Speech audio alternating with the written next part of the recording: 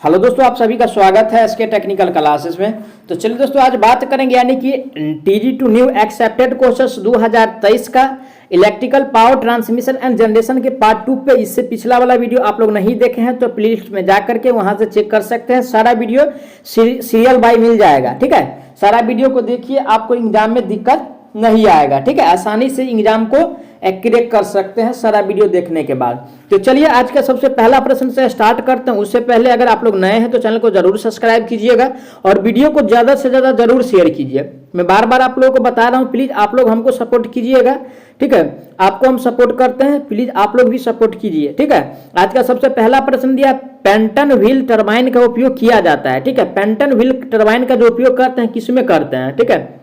किसका कह रहा है दोस्तों, यानी कि पेंटल का कह रहा है, ध्यान दीजिए। और इसका उपयोग जो किया जाता है दोस्तों, यानी कि पेंटल का जो उपयोग किया जाता है, यानी कि पेंटल का जो उपयोग किया जाता है यानी कि उच्च में किया जाता है, किसमें, हाई हेड में किया जाता है, ठीक है। हाई हेड ऑप्शन किसमें दिया हुआ है, हाई हेड जो दिया है दोस्तों यानी कि ऑप्शन नंबर बी में दिया हुआ है। तो राइट आंसर की बात किया जाए तो ऑप्शन नंबर इसका बी सही हो जाएगा, ठीक है। अब चलिए अगला प्रश्न दिया है, परमाणु ऊर्जा की विद्युत इकाई क्या है, किसका पूछ रहा है, यानी कि न्यूक्लियर का पूछ रहा है, ठीक है। और इसका जो इकाई जो होता है दोस्तों यानी कि मेगा वोल्ट होता है। क्या होता है, मेगा वोल्ट। ऑप्शन किसमें दिया है, mega volt, option number B में दिया हुआ है। राइट आंसर की बात किया जाए तो ऑप्शन नंबर इसका बी सही हो जाएगा। अब चलिए अगला प्रश्न दिया है, यानी कि किलोवाट में पनबिजली संयंत्र द्वारा विकसित विद्युत शक्ति के लिए सही अभिव्यक्ति क्या है, किसमें कह रहा है दोस्तों, यानी कि किलोवाट में। यहाँ पे सबसे पहले देखिए, क्वेश्चंस को ध्यान से पढ़िए, किलोवाट में हमसे पूछ रहा है। और दोस्तों यानी कि किलोवाट में जो होता है, ठीक है ना, वो होता है यानी कि 0, ठीक है। किलोवाट में जो होता है दोस्तों यानी कि 0 यानी कि 736 WQH ईटा, और बट्टा में यानी कि 75 होता है। ऐसा ऑप्शन किसमें दिया हुआ है, ऑप्शन ए में दिया हुआ है। तो राइट आंसर जो दिया है ऑप्शन ए में दिया हुआ है। करेक्ट आंसर की बात किया जाए तो ऑप्शन नंबर इसका ए सही हो जाएगा। अब चलिए आज का अगला प्रश्न दिया है, यानी कि जब यानी कि टरबाइन पर यानी कि वाष्प छोड़ी जाती है तो टरबाइन क्या पैदा करता है। तो दोस्तों यानी कि वाष्प जब छोड़ा जाता है तो टरबाइन जो पैदा करता है हमको वो बताना है, ठीक है। यानी कि टरबाइन जो पैदा करता है, ठीक है, टरबाइन जो यानी कि पैदा करता है वो हमको बताना है। टरबाइन जो पैदा करता है दोस्तों यानी कि यांत्रिक ऊर्जा पैदा करता है। कौन सा, यांत्रिक ऊर्जा। ऑप्शन किसमें दिया है, यांत्रिक, ऑप्शन नंबर यानी कि बी में दिया हुआ यांत्रिक ऊर्जा। राइट आंसर की बात किया जाए तो ऑप्शन बी सही हो जाएगा। अब चलिए अगला प्रश्न दिया है, जनरेटिंग स्टेशन आपस में जुड़े होते हैं, ठीक है। तो दोस्तों किसमें जुड़ा होता है जनरेटिंग स्टेशन, वो बताना है। ऑप्शन ए में दिया आपूर्ति की विश्वसनीयता सुनिश्चित करने हेतु, चलिए तो ठीक है। ऑप्शन बी भी पढ़ लेते हैं। ऑप्शन बी में क्या है, यानी कि लोड बराबर साझा करने हेतु, नहीं भाई। और सी में दिया है बराबर वोल्टेज बनाए रखने के लिए, नहीं। और डी में दिया ट्रांसमिशन हानि घटाने के लिए, नहीं। तो दोस्तों इसका जो मेन कार्य होता है वो आपको यानी कि आपूर्ति की विश्वसनीयता सुनिश्चित करने के लिए इसको यानी कि पास जनरेटिंग स्टेशन के पास जुड़े होते हैं ये, ठीक है। तो राइट आंसर ऑप्शन इसका ये सही हो जाएगा। अब चलिए आज का अगला प्रश्न पे चलते हैं। आज का अगला प्रश्न दिया, इकोनोमाइजर का उपयोग डैश दक्षता बढ़ाने के लिए किया जाता है, किसका, यानी कि इकोनोमाइजर का, ठीक है। और इकोनोमाइजर का जो उपयोग करते हैं दोस्तों यानी कि बॉयलर का दक्षता बढ़ाने के लिए, किसका, यानी कि बॉयलर का। ऑप्शन किसमें दिया है, यानी कि बॉयलर, ऑप्शन नंबर यानी कि सी में दिया हुआ है बॉयलर। राइट आंसर की बात किया जाए तो ऑप्शन इसका सी सही हो जाएगा, ठीक है। अब चलिए अगला प्रश्न दिया है, यानी कि आज का बिजली संयंत्र में ईंधन के रूप में कोयला प्रयुक्त किया जाता है, ठीक है। किसमें प्रयोग करते हैं, गैस में तो नहीं प्रयोग करते हैं, ठीक है। और परमाणु में तो न्यूक्लियर का प्रयोग किया जाता है। परमाणु में जो प्रयोग करते हैं यानी कि यूरेनियम का प्रयोग करते हैं, ठीक है। किसका, यूरेनियम का प्रयोग करते हैं, ठीक है। डीजल में यानी कि डीजल का प्रयोग करते हैं, इसमें भी नहीं करते हैं यानी कि कोयला का। और डी में दिया यानी कि थर्मल का। तो दोस्तों यानी कि थर्मल का जो उपयोग करते हैं यानी कि कोयला, थर्मल में यानी कि कोयला का उपयोग किया जाता है। तो राइट आंसर इसका डी सही हो जाएगा, ठीक है। करेक्ट आंसर डी सही हो जाएगा। अब चलिए अगला प्रश्न दिया है, यानी कि निम्नलिखित में से कौन सा पावर प्लांट यानी कि बेस लोड के साथ साथ पीक लोड की आपूर्ति के लिए लाभदायक रूप से नियोजित किया जाता है। तो बेस लोड और पीक लोड दोनों जो चलाते हैं दोस्तों यानी कि हाइड्रो के द्वारा, किसके द्वारा, हाइड्रो पावर के द्वारा चलाया जाता है। ऑप्शन किसमें दिया है, बेस लोड और पीक लोड दोनों के लिए जो चलाते हैं वो किसमें चलाया जाता है वो हमको बताना है, ठीक है। तो दोस्तों ये तो चलाया जाता है यानी कि हाइड्रो में चलाया जाता है। ऑप्शन किस में दिया हुआ है? ऑप्शन ए में ताप में, ताप में नहीं चलाते हैं, परमाणु भी नहीं चलाते हैं। चलिए ऑप्शन सी पर लेते हैं। ऑप्शन सी में दिया है जल विद्युतीय संयंत्र, तो इसका उपयोग किया जाता है दोनों के लिए, पीक लोड के लिए भी और बेस लोड के लिए भी। तो राइट आंसर की बात किया जाए तो ऑप्शन इसका सी सही हो जाएगा। ठीक है, अब चलिए आज का अगला प्रश्न दिया रिजर्व पावर का इस्तेमाल होता है। तो दोस्तों यानी कि रिजर्व पावर जो होता है, ठीक है, और इसका इस्तेमाल किया जाता है आपको यानी कि जनरेटिंग स्टेशन में। किसमें? जनरेटिंग यानी कि स्टेशन में किया जाता है। ऑप्शन किस में दिया है? Generating station. Option number A में दिया है, राइट आंसर इसका ए सही हो जाएगा। ठीक है, कौन सा? ए। अब चलिए अगला प्रश्न है गैस टरबाइन पावर प्लांट आमतौर पर किस की आपूर्ति के लिए प्रयुक्त होता है? क्या कह रहा है दोस्तों? यानी कि गैस। तो गैस पावर प्लांट जो होता है वो यानी कि पीक लोड के लिए होता है। किसके लिए? पीक लोड के लिए होता है। ऑप्शन किस में दिया है? Peak load. Option number B में दिया है पीक लोड। राइट आंसर की बात किया जाए तो ऑप्शन नंबर इसका बी सही हो जाएगा। ठीक है, अब चलिए आज का अगला प्रश्न दिया है शक्ति संयंत्र में यानी कि धुएं से होने वाले वायु प्रदूषण को कम करने के लिए प्रतिस्थापित यंत्र क्या है? यानी कि धुआं को जो कम किया जाता है किसके द्वारा, वो हमको बताना है। तो ऑप्शन ए में दिया हुआ है दोस्तों यानी कि प्रेरित ड्राफ्ट, तो इसके द्वारा तो नहीं होता है। बी में दिया है यानी कि अतितापक, इसके द्वारा भी नहीं होता है दोस्तों। सी में दिया है इलेक्ट्रोस्टैटिक यानी कि अवक्षेपक, तो इसके द्वारा यानी कि किया जाता है इसको कम। तो राइट आंसर की बात किया जाए ऑप्शन नंबर इसका सी सही हो जाएगा। ठीक है, अब चलिए आज का अगला प्रश्न दिया है घरेलू भार के लिए लोड फैक्टर कितना है? क्या पूछ रहा है? यानी कि लोड फैक्टर घरेलू भार के लिए। तो दोस्तों यानी कि घरेलू भार के लिए जो होता है यानी कि 10 से लेकर के 15% के बीच होता है। और औद्योगिक के लिए जो होता है दोस्तों यानी कि 60 से लेकर के यानी कि या 65 से मानिए, ठीक है, यानी कि 65 से लेकर के, ध्यान से देखिएगा इसको दोस्तों, यानी कि 65 से लेकर के 75 तक होता है। ठीक है, तो घरेलू का पूछ रहा है, तो घरेलू का जो सबसे कम दिया है 10 और 15 के बीच में, कहाँ दिया हुआ है? ऑप्शन ए में यानी कि 10 और 12 ये चल सकता है। तो राइट आंसर इसका यानी कि ए हो जाएगा। ठीक है, राइट आंसर ऑप्शन नंबर इसका ए सही हो जाएगा। अब चलिए अगला प्रश्न दिया है निम्नलिखित में से किस शक्ति संयंत्र में ईंधन की आवश्यकता सबसे अधिक होती है? ठीक है, तो सबसे अधिक जो ईंधन की आवश्यकता होता है वो हमको बताना है। तो ऑप्शन ए में दिया है दोस्तों हाइड्रो का, इसमें तो नहीं, इसमें कम होता है। बी में यानी कि थर्मल का दिया हुआ है। क्या दिया है बी में? थर्मल का।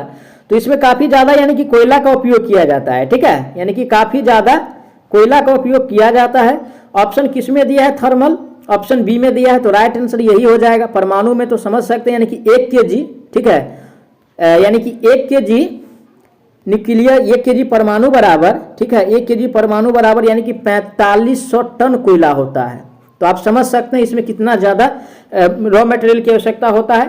तो इसीलिए यानी कि सबसे ज़्यादा जो होगा यानी कि थर्मल शक्ति में ही होता है। तो करेक्ट आंसर यानी कि थर्मल शक्ति संयंत्र हो जाएगा। अब चलिए अगला प्रश्न है थर्मल पावर प्लांट में ईंधन ऊर्जा का कितना प्रतिशत वास्तव में यानी कि विद्युत ऊर्जा में परिवर्तित करता है? तो लगभग दोस्तों यानी कि 30 से लेकर के यानी कि 35% तक, ठीक है, 30 से 35% तक परिवर्तन करता है थर्मल यानी कि पावर जनरेशन। तो राइट आंसर ऑप्शन किस में दिया है? ऑप्शन बी में दिया है 35%। तो करेक्ट आंसर इसका यानी कि बी हो जाएगा। अब चलिए अगला प्रश्न है भार गुणांक होता है यानी कि लोड फैक्टर पूछ रहा है। तो दोस्तों यानी कि लोड फैक्टर बराबर जो होता है यानी कि एवरेज लोड बट्टा मैक्सिमम डिमांड या एवरेज डिमांड बट्टा मैक्सिमम डिमांड होता है। ऑप्शन किस में दिया हुआ है ऐसा? तो ऑप्शन नंबर जो दिया हुआ है दोस्तों यानी कि बी में दिया हुआ है। ठीक है, एवरेज डिमांड बट्टा मैक्सिमम डिमांड। तो राइट आंसर की बात किया जाए तो ऑप्शन नंबर इसका बी सही हो जाएगा। ठीक है, अब चलिए अगला क्वेश्चन है यानी कि न्यूक्लियर शक्ति संयंत्र की उपयोगी अल्टरनेटर की गति कितना है? किसका पूछ रहा है? यानी कि न्यूक्लियर का पूछ रहा है। और दोस्तों यानी कि न्यूक्लियर का जो होता है यानी कि 1500 से लेकर के यानी कि 3000 आरपीएम होता है। ठीक है, ऐसा ऑप्शन किस में दिया हुआ है? ऑप्शन ए में कह रहा है 300 आरपीएम, ये तो नहीं होता है। बी में कह रहा है यानी कि 500 आरपीएम, ये भी नहीं होता है। सी में है 300 से 1000, ये भी नहीं होता है। डी में है यानी कि 500 से 1000। अरे भाई इसमें तो सारा ऑप्शन में तो कंफ्यूज ही है। तो क्या कीजिए, इसमें हो सकता है यानी कि मिस्टेक होगा कोई, तो एक ऑप्शन यानी कि ई मान लीजिए और ई में लिख लीजिए यानी कि 1500 से लेकर के यानी कि 3000 तक। ठीक है, 3000 तक। तो राइट आंसर जो होगा दोस्तों यही होगा, क्योंकि इतना तक इसका जो टरबाइन का स्पीड होता है ये होता है। तो राइट आंसर इसका यानी कि ई सही हो जाएगा। ठीक है, अब चलिए आज का अगला प्रश्न दिया यानी कि तापीय शक्ति संयंत्र, हाइड्रो शक्ति संयंत्र, न्यूक्लियर शक्ति संयंत्र की दक्षता निम्न रूप में होती है, यानी कि एक क्रम में। सबसे पहले किसका कह रहा है, यानी कि ताप का कह रहा है, ठीक है। किसका कह रहा है, ताप का कह रहा है, उसके बाद यानी कि हाइड्रो का कह रहा है। तो दोस्तों यानी कि ताप का जो होता है यानी कि कितना होता है, यानी कि 25 से 30 तक होता है, ठीक है, 25 से 30 या 30 से 35 मानिए। हाइड्रो का बहुत ज़्यादा होता है, वो 85 से लगभग यानी कि 90 होता है। और न्यूक्लियर का दोस्तों यानी कि 35 से 40 होता है, थोड़ा थर्मल से ज़्यादा होता है, ठीक है। तो ऑप्शन ऐसा किस में दिया हुआ है, ऑप्शन नंबर सी में दिया हुआ है। राइट आंसर की बात किया जाए तो ऑप्शन सी सही हो जाएगा। अब चलिए अगला क्वेश्चन दिया है, निम्न में से सबसे अच्छी गुणवत्ता वाला कौन सा कोयला है, ठीक है। जो सबसे अच्छा जो होता है गुणवत्ता वाला कोयला यानी कि एंथ्रासाइड होता है। क्या होता है, एंथ्रासाइड होता है। ऑप्शन किस में दिया है, ऑप्शन ए में करा बिटुमिनस, बिटुमिनस तो है नहीं। चलिए बी पढ़ लेते हैं। ऑप्शन बी में दिया है लिग्नाइट, लिग्नाइट भी उतना अच्छा नहीं है। पिट तो सबसे खराब है, सबसे यानी कि खराब। लिखिए क्वेश्चन पूछ देगा सबसे खराब किस्म का कोयला कौन है, तो पिट मारिएगा। क्या, पिट सबसे खराब, ठीक है, सबसे खराब। तो राइट आंसर जो होगा दोस्तों एंथ्रासाइड यानी कि सबसे अच्छा कोयला। इसमें लगभग यानी कि 90 से लेकर के 95% तक यानी कि कार्बन का मात्रा पाया जाता है। किसका, यानी कि कार्बन का मात्रा सबसे ज्यादा इसी में पाया जाता है, ठीक है। अब चलिए अगला प्रश्न, निम्न में से कौन सी युक्ति सर्जे की स्वचालित सप्लाई में बाधा उत्पन्न करती है, ठीक है।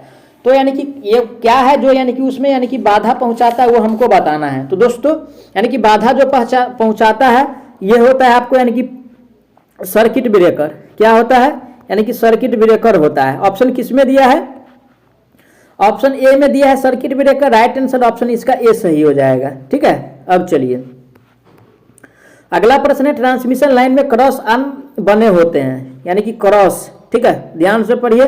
और क्रॉस आर्म जो बना होता है दोस्तों, क्रॉस आर्म्स जो बना होता है वो इस्पात का बना होता है। किसका, इस्पात का बना होता है क्रॉस आर्म, ठीक है। किसका, इस्पात का।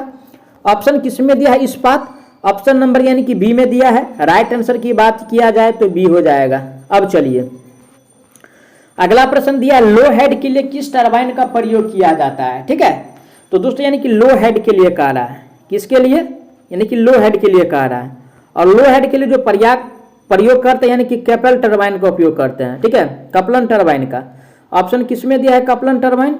तो ऑप्शन नंबर यानी कि बी में दिया है कपलन टरबाइन।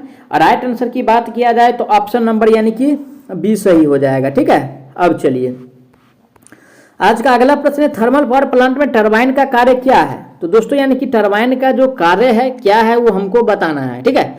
ऑप्शन ए में है यानी कि स्टीम को मैकेनिकल ऊर्जा में बदलता है, एकदम बदलता है। बी में है पानी को गर्म करता है, नहीं भाई बॉयलर का काम है। सी में है पानी को ठंडा भी नहीं करता है। डी में बांध से पानी को निर्वहन करते भी नहीं कार्य करता है। तो राइट आंसर जो होगा दोस्तों यानी कि मैकेनिकल एनर्जी में इसको बदलता है। तो राइट आंसर ये सही हो जाएगा।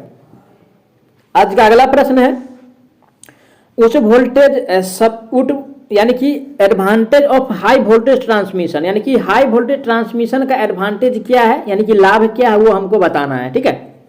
यानी कि हाई वोल्टेज का जो हाई वोल्टेज पे जो यानी कि ट्रांसमिट किया जाता है उसका लाभ क्या वो बताना। ऑप्शन ए में यानी कि हानियां कम होती है, ठीक है, दक्षता बढ़ती है, यानी कि बढ़ती लिखा है यानी कि बढ़ती है, इसको काट करके बढ़ती कर दीजिए, ठीक है। और सी में है कम वोल्टेज ड्रॉप होता है, ठीक है। तो राइट आंसर जो होगा यानी कि सारा इसका है, ठीक है, कथन सही है। तो ऑप्शन नंबर इसका डी सही हो जाएगा। अब चलिए अगला प्रश्न है, घरेलू स्टैंडर्ड वोल्टेज क्या है, ठीक है, यानी कि डोमेस्टिक का पूछ रहा है, यानी कि घरेलू का। और घरेलू में दोस्तों जो वोल्टेज आता है वो यानी कि 230 वोल्ट से लेकर के यानी कि 250 वोल्ट के बीच रहता है, ठीक है। तो ऑप्शन किस में दिया है, ऑप्शन ए में दिया है 230 वोल्ट। तो राइट आंसर की बात किया जाए ऑप्शन ए हो जाएगा। कभी कभी एग्जाम में आपको 240 वोल्ट भी देखने को मिलेगा, तो घबराना नहीं, ये मार देना है। कभी कभी यानी कि 250 वोल्ट भी रहेगा, तो ऑप्शन ये मार देना है, ठीक है। अगर 230 नहीं रहे तो ध्यान दीजिएगा, क्वेश्चन आएगा तो आएगा। अब चलिए आज का अगला प्रश्न दिया यानी कि फीडर जोड़ता है, यानी कि फीडर जो जोड़ता है किसको जोड़ता है वो हमको बताना है, ठीक है। तो ऑप्शन ए में कह रहा है दोस्तों यानी कि पावर प्लांट को यानी कि जीएसएस से, नहीं भाई। बी में है सब स्टेशन को लोकल सब स्टेशन से एकदम काम करता है, यानी कि फीडर का जो यानी कि कनेक्ट करता है सब स्टेशन वो लोकल सब स्टेशन को जोड़ता है। सी में है यानी कि पावर प्लांट को सर्विसमैन से, नहीं भाई। और डी में सभी से नहीं बनाते हैं। राइट आंसर जो होगा यानी कि सब स्टेशन को यानी कि लोकल सब स्टेशन से जोड़ा जाता है। तो करेक्ट आंसर इसका बी सही हो जाएगा, ठीक है। अब चलिए अगला प्रश्न है कितने प्रकार के फीडर होते हैं। तो दोस्तों यानी कि फीडर जो होता है 3 प्रकार का होता है। कितना? 3। पहला होता है यानी कि रिंगमैन, ध्यान दीजिएगा, ठीक है, रिंगमैन होता है। उसके बाद यानी कि दूसरा जो होता है इंटरकनेक्टेड होता है, ठीक है, इंटरकनेक्टेड होता है। और तीसरा जो होता है यानी कि रेडियल होता है, ठीक है, रेडियल होता है। तो राइट आंसर की बात किया जाए इसमें से यानी कि सारा जो है यानी कि ये फीडर का प्रकार है, तो करेक्ट आंसर इसका डी सही हो जाएगा, ठीक है। कौन सा? डी। अब चलिए आज का अगला प्रश्न दिया है यानी कि एस्किन इफेक्ट होता है, ठीक है, एस्किन इफेक्ट। और दोस्तों एस्किन इफेक्ट जो होता है ओनली फॉर एसी में होता है। किसमें? एसी में होता है। डीसी में ये नहीं के बराबर होता है, ठीक है। डीसी में जो दोस्तों यानी कि ये नहीं के बराबर होता है, यानी कि बहुत कम होता है, लेकिन सबसे ज्यादा जो होता है एसी में होता है। तो राइट आंसर ऑप्शन किस में दिया है? एसी। ऑप्शन नंबर ए में दिया है। राइट आंसर इसका ए सही हो जाएगा, ठीक है। क्या हो जाएगा? ए सही हो जाएगा। अब चलिए अगला प्रश्न है दिया हुआ इंसुलेटर बने होते हैं, यानी कि इंसुलेटर किससे बना होता है? तो इंसुलेटर जो बना होता है दोस्तों यानी कि पोर्सिलीन से बना होता है। किससे? पोर्सिलीन से बना होता है। ऑप्शन किस में दिया है? पोर्सिलीन। ऑप्शन नंबर यानी कि बी में दिया है। राइट आंसर यानी कि बी हो जाएगा। तांबा यानी कि इसका जो है यानी कि वायर में उपयोग किया जाता है, ठीक है, यानी कि तार बनता है इससे। और स्टील जो है और चांदी, इससे भी यानी कि ये सबसे अच्छा यानी कि चालक होता है विद्युत का, चांदी, ठीक है।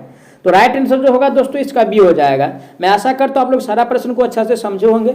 अगर कोई भी प्रश्न में किसी प्रकार का डाउट है तो उसके लिए आप लोग कमेंट कीजिए, आपको जवाब बहुत जल्द मिलने वाला है। साथ ही साथ आप लोग नए हैं तो चैनल को जरूर सब्सक्राइब कीजिए T2 में सिलेक्शन लेने के लिए।